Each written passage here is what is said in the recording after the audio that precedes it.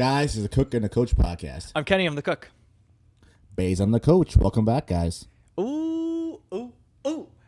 Dude, it's been a good week for me, man. It's been busy as fuck, but it's been good. You're fired up. It's been good for me too. I'm fired up. We just had a little chat, me and Ken, and life is we're working hard. Things are happening. Yeah. It's June. It's officially summer. Dude. One of my simple joys is being able to switch my little calendar up here on the side to the new month because the art's really sick, and I got. There's to do something that. satisfactory about that, right? There's something satisfactory. And the about art that. is so nice, and so every month, and I've made a point of like when I first got the calendar, I flipped through, but I haven't really been doing that since. So every time I flip, it's a total surprise of what it's gonna look like. It's a fun time, dude. It's the simple pleasures of, I like it. of my studio bachelor pad life. These are the little things. That's how you know we're washed. We like calendars now. Oh man, yo. That's how you know we're washed. Yeah, we might. It's over. Dude. It's done. Nah, it's dude. Done. Here's the thing, dude. If you don't like a calendar, you're washed. That's what it is. I'm telling you right now. These are the things that you have to be considering. Because before then, I didn't have an apartment even. I didn't even have a place to call my own, even temporarily. They're washed, bro. I don't buy that shit.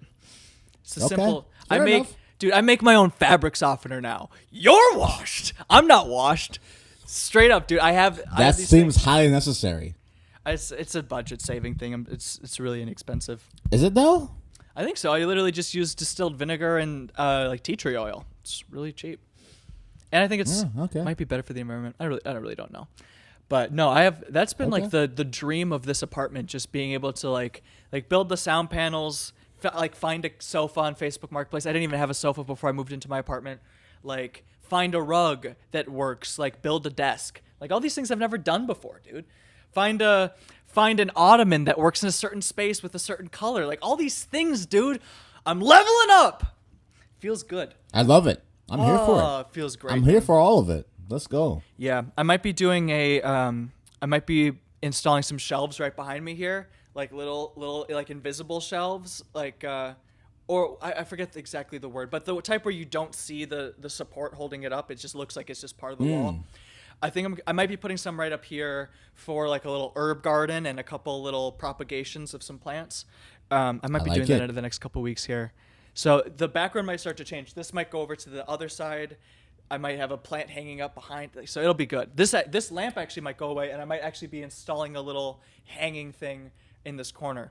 So ooh, that's a nice touch. Yeah, because I have a grow light. This huge fucking bulb is a grow light for my succulents, which are down here. But it needs to be up top though. You know what I mean? In that corner of the room. Right. So it needs to be high enough where it all balances and it takes care of the plants. So I might be getting rid of this. And anyways, there's lots of stuff. So I'm here for it. Yeah. There we go. It's been good, man. Did I tell you that I saw like a hit and run in my apartment like a few weeks ago? Well, your neighborhood, I'm not very surprised. Man, I didn't know what to do. I'm actually We've seen embarrassed. some wild shit from your balcony, Ken. Yeah, we have. Man, I didn't know what to do. I didn't know what to do. I'm embarrassed because I didn't call anybody. But, okay, so it was maybe like 11, 12, and I hear like the loudest crash I've ever heard in my life. And I pull up the blinds and I look out, and there's this fucking like Ford Expedition type car that the whole front is just shattered and all messed up, and it's like moving, it's like reversing because it just like rear-ended this parked like minivan or something right in front of this apartment building. It's like, oh Jesus, yeah, it's like midnight. This guy's probably really drunk. Anyways, he puts it in reverse and then just screeches away. It happened so quick. I was like, do I call someone? Like, what do I call the police? I didn't I'm up on the 5th floor of an apartment building. Like, I didn't see the plates. I don't even know what type of car that was. Yeah, the guy's already gone. All I could say is where it was, and someone else is already going to be calling. I don't know what to do in that situation. What did you do? Went to sleep.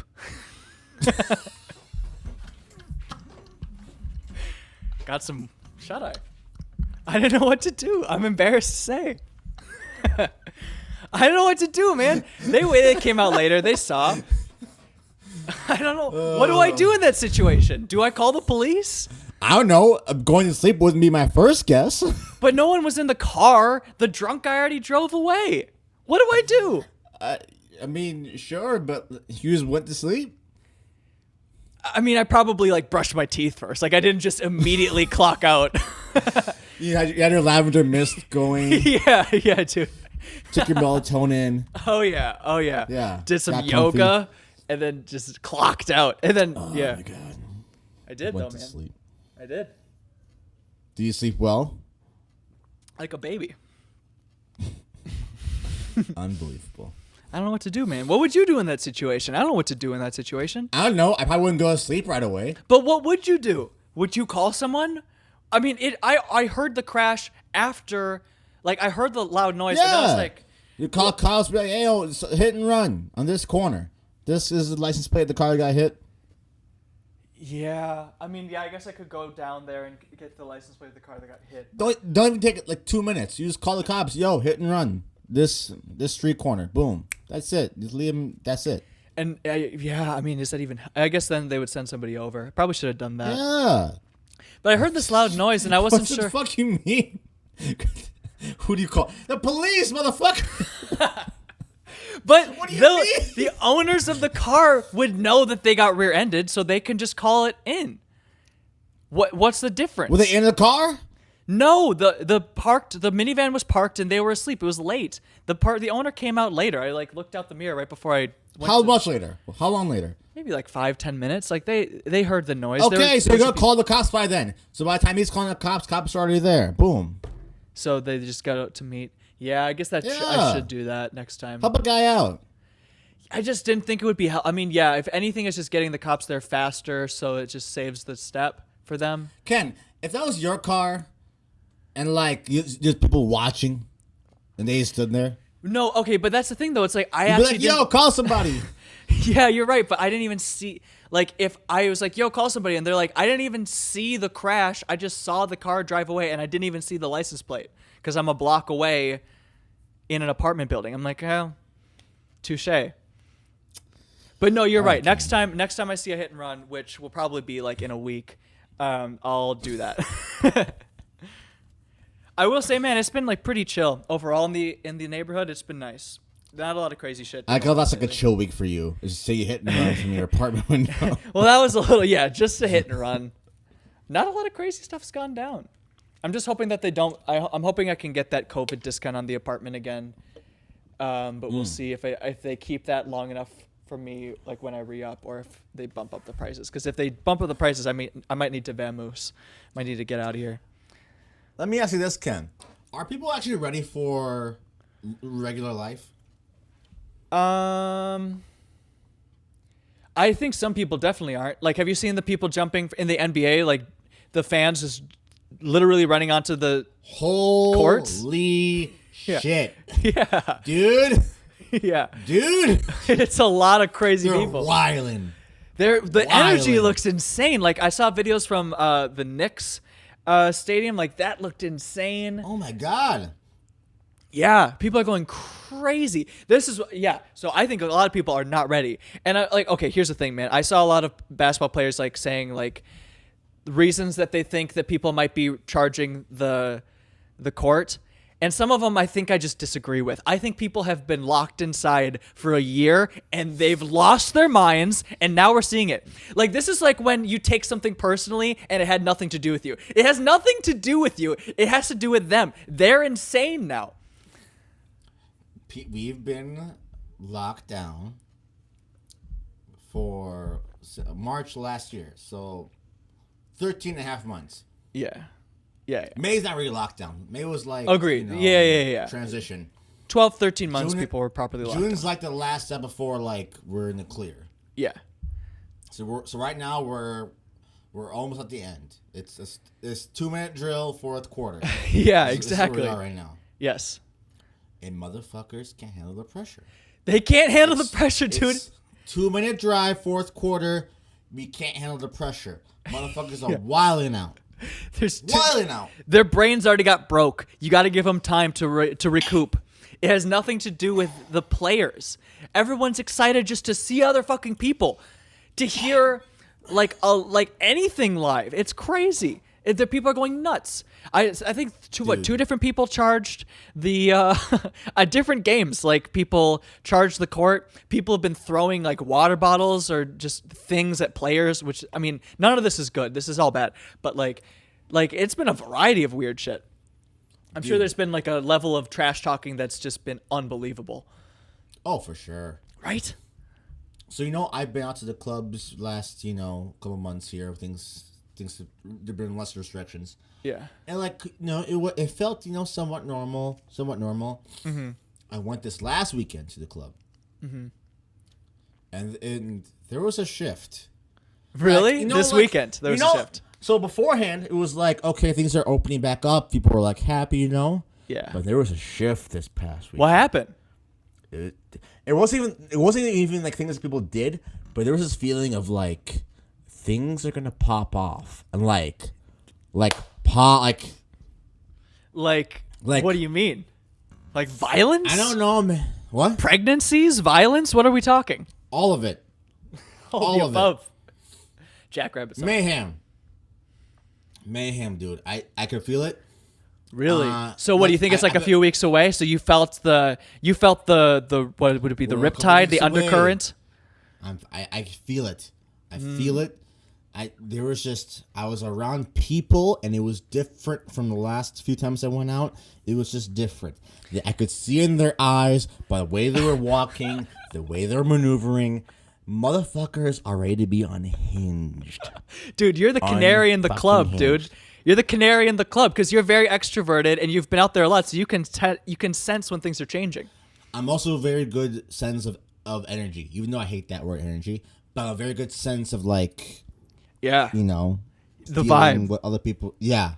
So it's underneath. It's being suppressed. You gotta be careful though, dude. It's bubbling up. Dude, canary in the coal mine. Do you know what happens to the canary?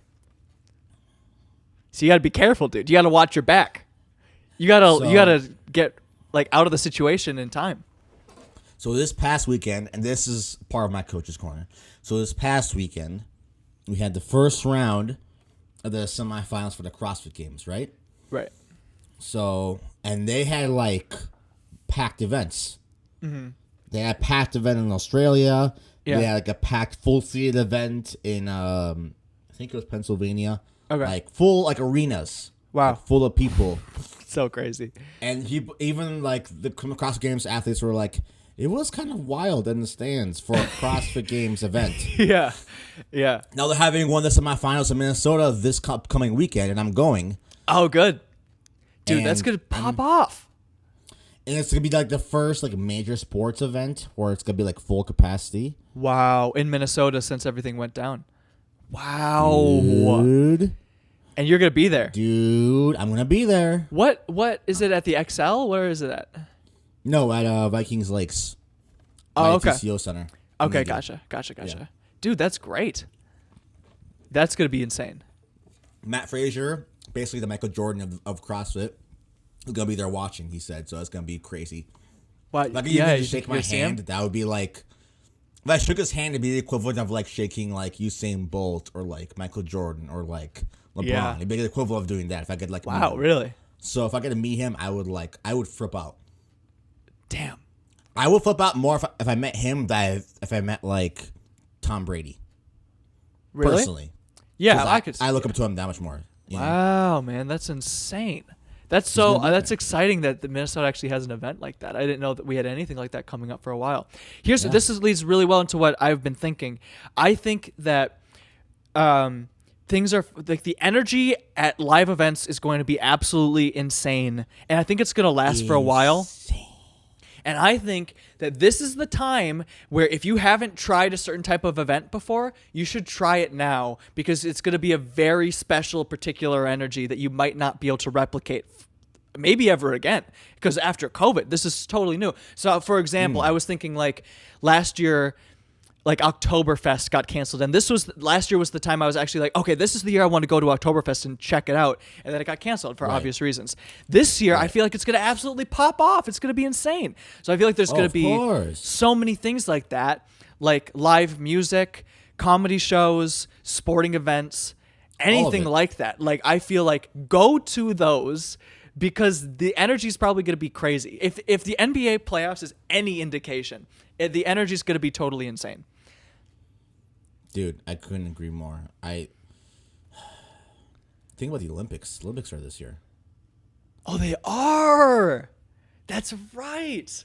And Tokyo is apparently in the clear as far as COVID. So Oh, yeah? you already know. Oh, yeah. So Good. I can't even imagine what that's going to be like. Oh yeah, like Olympic Village. Raw dog. You want to talk about Jackrabbit Summer? That's going to be a Jackrabbit Summer for those athletes. Yeah, Woo, dude. buddy. Unbelievable. Dude. Olympic Village after COVID is going to be the craziest Olympic Village of all time. I know an Olympic medalist. I'm not going to say who it is or what event or like what season, but I know an Olympic, like high level Olympian, right? Mm-hmm. And I was like, okay, is it true what they say about Olympic Village? It's like they don't even tell you the half of it. I'm like, really? He's like, oh yeah. That's insane. Even like the training camps for the Olympics, even there, it's still really like, man, it's like one of the only. They only have like shipments of. They like hold like shipments of condoms, right? You know that, really? Right? Oh, I didn't know that. They said it's you wouldn't even believe it if you saw it. That is so great. Well, think about it. You literally have the most in shape people who are oftentimes are also the most attractive people from all around the world in one enclosed area for a couple of weeks. And they've been antisocial and just loner, just in the gym working their ass off their entire life. And now they get to all go them in their 20 to 30-year-old range. What do you think is going to happen? What do you think is going to happen? For them, it's good always for been them, man. Summer. Dude, well, no, it will be in that time. What I'm saying is I think it's a lot of pent-up shit. I don't think they have a lot of time to do it otherwise. Those Olympic training schedules seem absolutely insane. You think so? Yeah. Well, yeah. Good for them, man. I am in full support of it. Full support. But, man, I forgot about that. I love the Olympics. I'm really excited about that. I totally forgot. But to put a cap on the conversation, I don't know. Everyone's so excited. I don't know if as a society we can handle it. In the same way we can barely handle a pandemic, I don't think we can handle a reopening. Yeah. It's going to be, I mean, Roaring 20s is what we were talking about a while back. It's going to be the Roaring 20s again, I think. I don't know what it'll look like. What? Ken. What? I found this last night, and I couldn't stop watching YouTube videos about it, and I was freaking out, and I had to bring it back on the show. Okay. Have you heard of the everything bubble? The everything bagel? Bubble. No. So basically, like, you know, like COVID hit, and we had like somewhat of an economic crash, but like we, for the most part, stayed afloat. Yeah. So the people who predicted the 2008 crash, like the same people who were like, dude, they made the Big Short about. Oh, wow. All those same exact people are saying this year we're going to have a crash that's twice as worse as 2008. And they're like, this year? And like they're like all screaming from rooftops, like, yo, it's happening. Like, take cover. Like, don't spend a dime. That's what they're all saying. Really? Oh, yeah. They're all freaking the fuck out. They're telling us it's going to be the worst thing we've seen. Probably worse even worse than the Great Depression, they're saying. Really? This year. That's great. That's just the best. Is it wrong? Is it wrong that when I hear about the potential greatest economic crisis the world's ever seen, I got a little bit excited? You get a little bit excited. I got a little tingle in my asshole. Oh yeah, dude. You got a little horny for that economic downturn. Ooh, economic crisis. Ooh, that bubble, dog. Damn, that bubble's looking thick. Why? We talked about it before, and I can't figure it out. Why do I get excited by shit like that? Why do I get excited by like global disaster? Why does it make me happy? You're a wild man, dude. You like to live in the chaos. You thrive in the wildness, man. You look at your natural look at your resting state. Pre-COVID, how many hours of sleep were you getting? How much were you working? How many social engagements did you have juggling at every moment of your day and night? You like the chaos. While working like a savage. While working like a savage, that's what I'm saying. You like the chaos for whatever reason.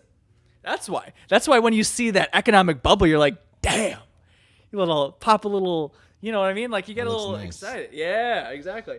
I just want to take a little needle and just go boop, boop. Yeah. Boop. That's what I want to do. Just take a little needle, go up to it, and just go boop. Damn, dude. That's what I want to do. That's all I want to do, Ken. Dude. I want this to happen, and I know it's wrong, and I know it's evil, and I know it's fucked up, but I want it to happen. I look forward to this. You are the ever optimist. That's I'll give you that. Is that optimism, or am I just sadistic? Look, you're taking what could be a truly catastrophic event, and you're finding a way to be sexually aroused by it. So I think you're an optimist. I'm just thinking, like, it was almost like hopeful in a way for me. Like I knew we were gonna go back to a dark time. Why? It was almost like hopeful for me. I don't know. I don't know. Prosperity is so boring, isn't it? I mean, I could do for a little prosperity. It's so dull. Look, if it's just prosperity, oh, dude, for sure. If it's just the good place, nah, dude, I don't want the good place. I want a little bad place in there. I want ebbs and flows. It's not interesting otherwise. Ebbs and flows. Oh yeah, dude. I agree, man. I'm trying to think of some way to possibly tie this into Kenny's Kitchen, and I can't think of it. The transition is not clear to me at all. Let's do this next pod. Let's do a pod about the everything bubble. I want you to research it. I'm gonna research it, and we'll talk about Doomsday together. Okay, we'll talk more about Doomsday. Yeah. Well, actually, here's a good transition. So for Kenny's Kitchen, I wanted to talk about this New York Times article, how food trucks endured and succeeded during the pandemic. Speaking of thriving in the chaos, there's the transition. I love it. Give it to me, Ken. What's going on with the food trucks? So basically, look, every food truck really is different, but some of them really did very well during the pandemic. And we've talked about this before on the podcast. So like you have low overhead, you don't have a huge staff, you're already used to a takeout style. You don't have a lot of strings attached to you, so it's easy to kind of it's easier to roll with the punches than if you had this glamorous indoor restaurant that no one could go into because it was unsafe. So this New York Times article, it was by Carrie Hannon. They were just highlighting some different food trucks that were doing well. So I'll read them off. There were 3 of them. So there was Tacos El Jerry, and that's in Watsonville, California. There's Blue Sparrow, which is in Pittsburgh, Tennessee, and then She's So Crispy, which is in St. Petersburg, Florida. And it basically just followed these 3 businesses. So for that first one, for the taco truck, they had the whole thing was like the son of the woman who started the food truck said, "Mom, we have to make the business go digital to be able to survive the pandemic." And they did. And now they've been able to, I think, add another food truck, keep everything running well. Like half of their sales are from digital purchases now, which is like huge, like that they made that transition. Like the guy in Pittsburgh, like he adjusted the menu, so they did a lot of takeout stuff. So, I see this tidal wave of disaster coming my way. Instead of like slinging this, I'm gonna sling that, and that's gonna be like your little surfboard that gets you over the wave. So that's like a thing a lot of food trucks have been doing. The She's So Crispy place in Florida, like they actually started a couple months before the pandemic, but like before the pandemic started, but they've been doing really well too, just like rolling with the punches. And yeah, it's just it was just an interesting little highlight because I also kind of got to be in the food truck world, at least for part of the pandemic, and got to see how we kind of were able to roll with the punches and make it work, even though a lot of places were struggling. So just like it was nice to see that it was true for other people too. Other people had the ability to be like real gritty and find a way to make it work. Because some people like just they couldn't because of how their business was set up. So yeah, if this second tidal wave comes, this doomsday of the everything bubble, support more food trucks, man, because that might be the way to go. That might be the only way you can survive, keep your business afloat for a while. That might be the situation. Do you see, if we do see another economic collapse, do you see more restaurants adopting the food truck method?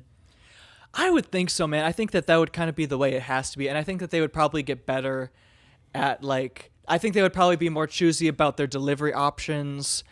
And yeah, I think there would definitely be some changes like that. I think it would be a lot more meal kits. And honestly, the weird thing is they would probably start thinking about competing more and more with those like HelloFresh type boxes and things like that, where I think like more like takeout options. Weirdly, it would for like the food kits. Yeah, it would almost weirdly. I think some of their competition would shift from like a chain restaurant to like a cook it yourself meal kit or something like that. Like I feel like you'd be in this different realm of like the industry little pocket that you'd be competing in. But anyways, Sure. But yeah. On a completely unrelated note, dude, speaking of like things being prosperous and having like time to do good shit, I finally finished this motherfucker. If you're on the video podcast, you can check it out, Cooking Coach on YouTube. So I finished reading this book I've mentioned on the show called Salt, Fat, Acid, Heat. This thing is a fucking Bible. It is like over 400 pages long. It is intense. I literally just finished it today, a few hours ago. Really happy about it. Love it. Great. And here's the thing, dude. I set this goal for myself. We've been talking about like goals we set for the year. I set this goal where I want to read a book a month. I'll show you the difference. Hold on. I want to grab the other book. Guys, what is gone? So, make sure you check us out on Instagram. I set this goal. It was just like ambiguous. Like, let me just do 12 books, assuming that the books I would choose would be similar sizes. So one of them was like, this is non-negotiable. I got to do this book. And so I read that, but then I was like, okay, the reward for me finishing this is I get to go buy this, like the next book on the list. Look at the difference. Like, oh, she thick. She thick. This guy's like fucking tiny. This guy's scrawny as fuck. And like, if I open the book, like, oh, the pages are thicker. I think it's like double spaced. Like, it's just this tiny little book. You're gonna fly through it. I'm gonna fly through it now. But I'm like, why was I counting this as a book and also this as a book? But they're like wildly different lengths. But anyways, I'm really excited for both. But yeah, dude, I just wanted to toot my own horn there. I'm pretty pumped about that. As you should. It's a big book. You accomplished it. You took it on. And it was so fascinating. What the biggest thing that I loved about this book was Samin Nosrat, who wrote it, she killed it on showing how so many different recipes from all around the world have this. You can use like these core recipes that can be modified. So just showing this like these through lines throughout all these different cuisines of consistencies in how you can approach like an herb salsa or like or a certain type of sauce that you might make or a way to prepare chicken, and then showing like, oh well, if you just make these couple adjustments, it'll fall into this type of cuisine or that, like this part of the world, that part of the world. And then the person who did the illustration for the book, her name is Wendy McNaughton, and as I hit my mic there, and she is just the most whimsical illustrator I have like ever seen, and like just unbelievable. It's a slapper. I love it. It's a damn I'm slapper. here for it. So Granite Games this weekend. I actually reached out to a couple of the athletes. Haven't heard back from them. Sure. Them on the pod, but hopefully I can meet them in person. Yeah.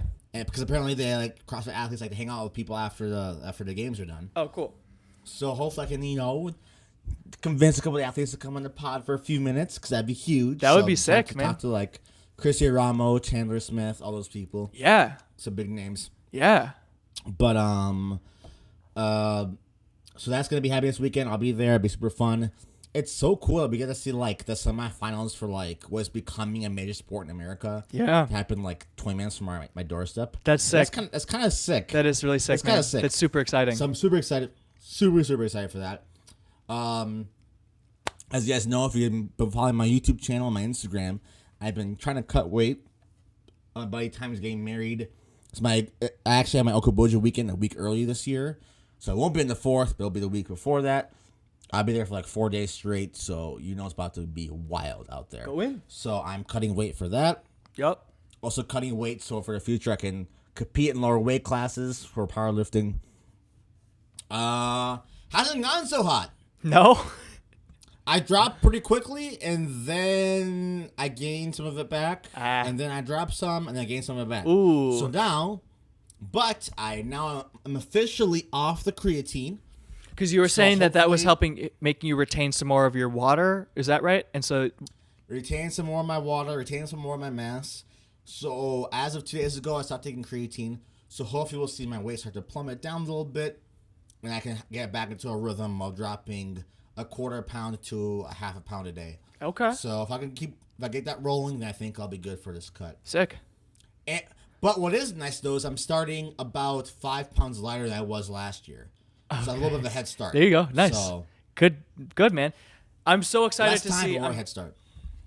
I'm intrigued to see how that creatine affects things before and after, because I haven't paid attention to that before. Right. Yeah. I think it'll be interesting too, and it's like a time for me to kind of like not like neglect powerlifting, because I'm still doing the movements. I'm still keeping those things in check. I'm still squatting once a week. I'm still benching once a week. But it's nice to like not have that be my primary focus. Is focus on looking good, which is like something I really get to do. Because 95% of my training since I was 13 was for performance strictly. Right. But now it's like the 1 or 2 months out of the year for the past couple of years, I get to focus on just how I look and have fun with that. Yeah. So just having that switch in my training has been kind of fun to do, Yeah. So yeah, I've been enjoying it. And I think I'm even though I'm heavier right now than I want to be, I think I look the best. I looked in my life. I think I look the best. Looking like a stud, dude. So looking strong. I think a month from now, I'm gonna have a physique that's gonna, be pretty impressive. So I'm excited to see what happens. That's here. fucking great. Yeah. You'll have to let me know if you can get any of those athletes on the podcast, and I'll just research them super fast and pretend like I've been following their career, and really have some great questions for them. And really, I'll just be like, "Can you do the full splits?" Well, so actually, another piece of my coach's corner. So I almost dropped dead about a week ago. I had to leave the classroom because I was like hyperventilating. What? So if you guys know who TCATC Toomey is, she's like the fittest woman of all time. Oh yeah, 4-time CrossFit champion. Mm-hmm. Like she's on the same level as like Matt Frazier and Rich Froning. Like she's like the best of the best in the sport. Like, and she replied back to my specific comment. Not even on her page, on a different page. She responded back to my comment directly, and I almost just like... Wow! It just absolutely collapsed. Imagine if like LeBron just comments on your post. I would need to change my pants, dude. I would shit myself. Yeah, I was bugging. Wow. But yeah, that was Tia, if you're listening, which you're not, but if you are listening, that made my day. So thank you for that, and I hope to meet you one day. That's sick, bro. That's super sick. Yeah. Congrats. That's cool that she like actually saw. It wasn't even on her post. That's really cool. Well, it was on her. Her and her husband have this training program thing. It's complicated. It's hard to explain, but basically they have this page and this like fitness movement thing. Mm-hmm. And I've been commenting on all the YouTube videos and Instagram, and their thing called Proven Fitness. They reply back to everything I've said. They've liked everything I've said. Wow. And they've like engaged with my comments and stuff. It's been really cool to see. Man, that's great. And then Tia herself, engages with that stuff. So man, hey, good for them. Proven. Good for them. Shane Orr, Tia Claire Toomey. If you're looking for a large strength conditioning coach in any capacity, looking for an intern, I'll move to Nashville. Hey, I'll move to Nashville. Oh Let me know. Let me know what's good. So that's my call out to them. So. I'm gonna be seeing actually one of their athletes compete this weekend. Street, he'll be performing at the Grand Games this weekend. So, sick. Maybe I'll see Shane Orr there. Who knows? So that'd be kind of cool if I get to see him. Question is, are you rushing the court? Are you rushing the situation? Are you throwing anything? How are you gonna handle this? Listen, dude, it's been a long year. Are you gonna just while out? I'm not wilding out. That's what you think, but when that energy hits, my car is cool. When that energy hits, I might see a police cam of you to approach. Yeah. I'll approach, but I'm an athlete myself, and I understand that when they're working, when they're in the zone or doing their thing, when you're not supposed to be disturbed, I'll give them respect. when they're relaxed, when things are done, they're just chilling. I'll approach. Be like, yo, what's good? Welcome to Minnesota. How y'all doing? Put on the Minnesota nice charm, you know. Yes. That's all I'm gonna do. All right, dude. Well, we'll hold you to that. We'll see how you hold up because the energy might be intoxicating. It might be. You might lose when yourself a when little that bit. Stadium's filled. Who knows? Dude, everything just might go dark and you'll wake up a few hours later in a paddy wagon or something. You know, you don't know what'll happen. Anything at this point. Guys, I might be here next episode. I might be in prison for yeah, dude. For storm. I might be arrested for storming the field. Man. Maybe have to bring someone else on to replace me as a co-host. yeah. Damn. Well, hopefully that doesn't happen. So, you'll have to keep us posted. Will do. Guys, thank you for listening. Remember, Cooking Coach Pod on Instagram, Cooking Coach on TikTok. We will be posting to that more soon. Don't you worry about that. This is my summer of creativity and of content, and you guys are gonna get it. And there you go. Like we said, yeah, that's all I'm gonna say. But yeah, check us out there. YouTube, Linktree, Cooking Coach. Just check it out. See what we got going on, and yeah, that's it, guys. Thank you for listening. Peace.